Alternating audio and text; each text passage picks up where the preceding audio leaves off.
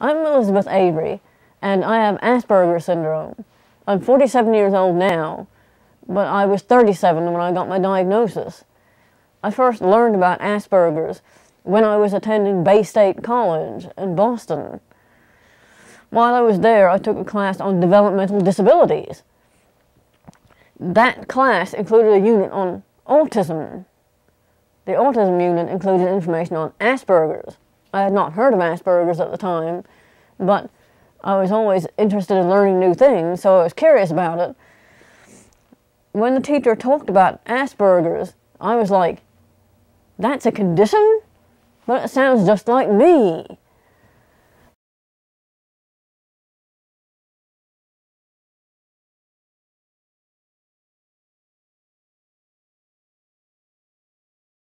Like if I'm in a social situation, I'd like to go up to someone, but I don't know how to start a conversation, and I have trouble with small talk.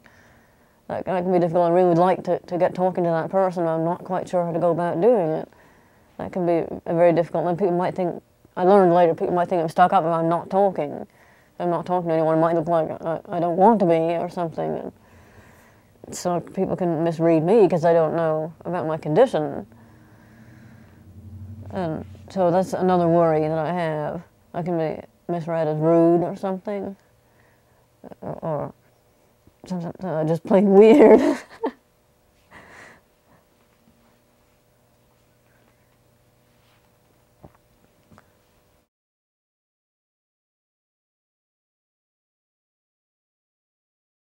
So she doesn't know that I have a condition.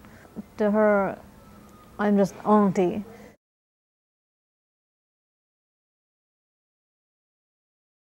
I read something about the color of the Milky Way galaxy, it being literally a milky white, the average color of it. And I also read something about a star that exploded in such a way that it seemed to have turned inside out. So the iron that was on the inside was now on the outside of the nebula. I mean, so I read some things like that, and I still think it's fascinating. When I read these books, I wasn't just reading facts. I was imagining myself traveling to these planets, witnessing the stars, picturing it that way, so it was like some kind of adventure.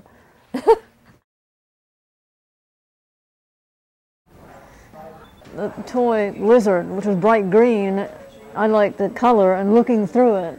This is calming in several different ways. The basting brush has a shiny, see-through blue handle. Looking at it or looking through it is neat. Then where the bristles are attached, it's rubbery and soft. So it's nice to squeeze, and the bristles are kind of rubbery, and it's just nice to brush myself with them sometimes. It's just calming. One thing about us both having Asperger's is that I don't have to worry that he is going to think that I'm stupid if I do something autistic, and I can just be myself around him, and he'll understand it. And he also doesn't have to worry about me thinking that way about him, because we just understand that about each other. You're a nice person, Elizabeth. You know, and I felt safe. Didn't seem like somebody who was, you know, pretending to be someone you weren't. So I didn't worry about that.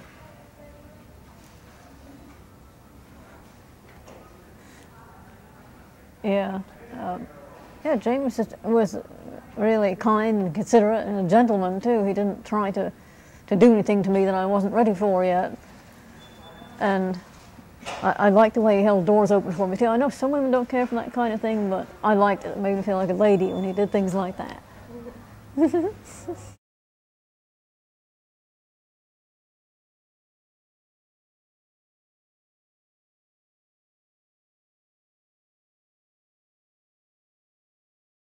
I don't think IQ should be the automatic decider either, because with Asperger's, people can have an average to above average IQ and be able to learn book stuff like science, but still, I know it's hard, it might not seem to make sense on the surface, but they can still have trouble with jobs because the social thing. If you, it doesn't matter how book smart you are, if you don't have social skills, you're not going to be able to get a job or last in a job. We don't mean to cause trouble. Make a little allowance for it, and we'll try our best. I want to try my best to fit in socially and do the right thing, but if I make a little mistake, some leeway could be made for it, and if I could just get help instead of having my head bitten off, you know, told off for something, I mean, yelled at for something, and I didn't even know I did something wrong.